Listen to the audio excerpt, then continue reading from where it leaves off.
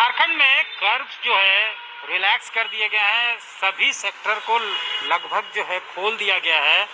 शिक्षण संस्थानों को छोड़कर अब कोचिंग इंस्टीट्यूट जो है एसोसिएशन वो ये मांग कर रही है कि हमारे यहाँ जो भी विद्यार्थी आएंगे वो वैक्सीनेटेड आएंगे, 18+ वाले आएंगे, तो इनको क्यों नहीं अलाउ किया जा रहा है। यहाँ पे बच्चे जो हैं ज़्यादा आते भी नहीं है स्कूल की तरह, यहाँ से संक्रमण के कम चांसेस हैं। तो ये सब एक जगह जुटे हैं और विरोध कर रहे हैं सरकार के नीतियों का कि आखिर ये कैसे सस्टेन करेंगे इस महंगाई के दौर में, और इनके ऊपर कई लोग डिपेंडेंट हैं, कई परिवारें चलती हैं, तो आखिर वो कैसे चलेगा। बात कर लेते हैं इनसे।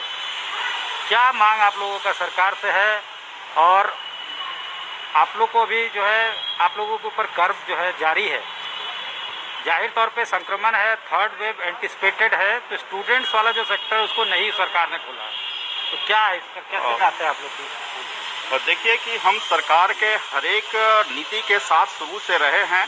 फर्स्ट फेज में भी रहे हैं, सेकेंड फेज में भी रहे, आगे भी है, तो रहेंगे ही हम लोग। सबसे अंत में हम ही लोग खोला जाता है। अब अंत सब कुछ खुल ही गया है। सिनेमा हॉल खोल दिए गए हैं जो कि काफ़ी कॉम्पैक्ट है, जिम खोल दिया गया है। तो विद्यार्थियों का परीक्षा हो रहा है। स्टेट बैंक ऑफ इंडिया का एडमिट कार्ड लोग इशू कर लिए, एग्जाम देने जाना है उनको।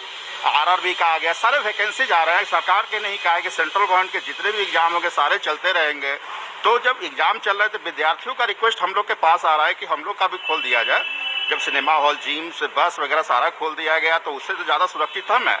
और क्लियर मैसेज देना चाहते हैं कि अभी तक कोई भी ऐसा केस नहीं आया था जो लॉकडाउन खोले गए थे कि कोचिंग इंस्टीट्यूट से कोई भी कोविड पॉजिटिव हो गया हो। और सबसे बड़ी बात है कि 18+ वाले ही विद्यार्थी हम लोग के पास आते हैं, तो 18+ वाले का वैक्सीनेशन हो ही रहा है। और अच्छी बात ये भी रहेगी, अगर विद्यार्थी कोचिंग आते हैं तो उनको वैक्सीनेटर सेंटर पर भी किया जा सकता है। तो एक मास लेवल में वैक्सीनेशन प्रोग्राम भी सरकार का सपोर्ट हम लोग कर सकते हैं। और यहाँ पर कोरोना आज तक हम लोग कोचिंग में नहीं हुआ था, काफ़ी वेल एस्टेब्लिश्ड है। हम लोग सारे गाइडलाइन को फॉलो करते हुए काम किए थे और करेंगे, और सुरक्षित रखेंगे झारखंड को भी। तो ये बताइए कि वर्चुअल क्लासेस लेने में कोई समस्या है कि फिजिकली आप लोग चाहते हैं? नहीं, देखिए फिजिकली सर इसलिए जा रहे हैं कि फिजिकली में क्या होता है ना कि बच्चे कंफर्टेबल ज़्यादा समझते हैं। अब वर्चुअल में क्या है कि जैसे बहुत सारे बच्चों को नेट की प्रॉब्लम है, कहीं कहीं जैसे बारिश होती है तो 2 दिन 3 दिन लाइट नहीं रहती है, तो उसके चलते बहुत सारी परेशानी होती है। तो हम लोग बस यही चाह रहे हैं। ग्रामीण इलाकों से भी आते हैं जी, ग्रामीण इलाके से बहुत सारे बच्चे आते हैं जहाँ पर कि लाइट की प्रॉब्लम है, नेट की प्रॉब्लम है, तो ये सब होता है जिनके पास। लॉकडाउन का कितना असर पड़ा है? रांची में ही नेटवर्क इतना प्रॉब्लम करता है, तो बाकी का छोटे शहरों का तो अलग है। अच्छा, ये बताइए कि लॉकडाउन से कितना परेशानी हुआ है, किस तरह का परेशानी कोचिंग इंस्टीट्यूट वालों को हुआ? देखिए 2 साल से हम लोग झेल रहे हैं ये प्रॉब्लम। पिछले साल हम लोगों ने सोचा कि 2-3 महीने में ये ठीक हो जाएगा, और जो सेविंग्स था वो सब खत्म हो चुका है। टीचर्स का पिछले साल ही खत्म हो चुका है। उसके बाद टीचर कोई काम नहीं कर सकता है, कोई काम नहीं कर सकता है टीचर्स पढ़ाने के अलावा। और जो ऑनलाइन जो पढ़ाया जा रहा है उसमें बच्चा इतना सीरियसली नहीं ले रहा, ना फीस दे रहा है सीरियसली।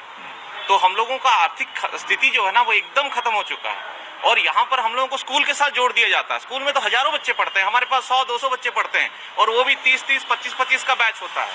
स्कूल में एक बैच में 50 बच्चे बैठते हैं एक क्लास में, तो उनके साथ हम लोगों को जोड़ दिया जाता है, जिस वजह से हम लोगों को प्रॉब्लम हो रहा है। तो स्कूल को अलग किया जाए और हम लोगों को अलग किया जाए।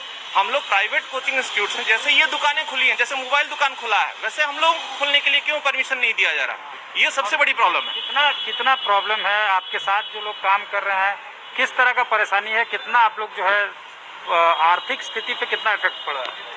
देखिए लगभग 2 सालों से कोचिंग संस्थान बिल्कुल बंद है, और 2 सालों तक कोचिंग संस्थान के जो टीचिंग और नॉन टीचिंग स्टाफ थे सबका भरण पोषण तो हम लोग करते रहे। सबको सुरक्षित रखने का हम लोग ने फैसला किया, सभी सुरक्षित हैं भी, लेकिन आर्थिक स्थिति बिल्कुल माइनस चले गए हैं। काफ़ी प्रॉब्लम आ रहे हैं, लोन है, कर्ज है, कितने लोग तो कोचिंग बंद कर चुके हैं।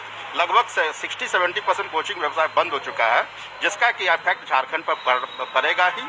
और ये इसको रिवाइव करने के लिए झारखंड सरकार को जल्द से जल्द खोल देना चाहिए, क्योंकि हम लोग सब शिक्षित वर्ग हैं और काफ़ी आर्थिक स्थिति चरमरा चुकी है। कितना स्टाफ है आप लोगों के यहाँ? कितना स्टाफ है? मतलब 10-15 हमारे यहाँ भी स्टाफ है, सभी शिक्षक के पास भी स्टाफ है।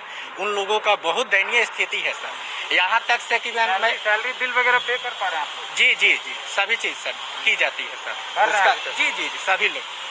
और उसमें भी किसी प्रकार के जैसे रेंट हो गया तो रेंट भी नहीं, जो कि हम लोग को पूरा 100% देनी पड़ती है। और अभी सर मैं इस माध्यम से मैं ये चीज़ बोलना चाहूँगा कि जो भी अभी ऑनलाइन के माध्यम से जैसे बायजू हो गए, एन अकेडमी जो हो गए, पढ़ाई जो हो रही है सर, उससे सभी बच्चे लोग जैसे जो गरीब बच्चे हैं पढ़ना चाह रहे हैं कि नहीं कि मुझे IAS ऑफिसर बनना है या बैंकिंग में सेक्टर में जाना, किसी भी विभाग में जाना है, उन लोगों का स्वप्न नहीं पूरा हो रहा है। कारण क्या है कि उसमें भी फी ज़्यादा है और ये बच्चा जो है लगन के साथ जो हो गया ऑफलाइन क्लास करनी चाह रही है। जो अभी जो है मैं तो सुदूरवर्ती क्षेत्र से हजारीबाग जो जिले में जितने भी बच्चे लोग से बात करता हूँ, किसी के पास मोबाइल नहीं है और ये मात्र जो है सर मैं बताना चाहूँगा कि 70% बच्चे के पास मोबाइल नहीं है। तो सर बताइए कि हमारे देश में जो है 30% ही बच्चे पढ़ेंगे, 70% बच्चे लोग का भविष्य अंधकार में है सर। अभी तक तो मैं वैसा बच्चा छोटा बताइए जी सर। सर यहाँ पे जो हम लोग कुछ चुनिंदा जो शिक्षक हैं, ये सिर्फ चुनिंदा नहीं है बल्कि हजारों शिक्षक जो झारखंड के पूरे उनके हम लोग प्रतिनिधित्व कर रहे हैं और स्थिति इतनी विकट है कि कई शिक्षक तो समझिए कि मौत के कगार तक पहुंच गए। अपने बीमार हैं क्या कोई?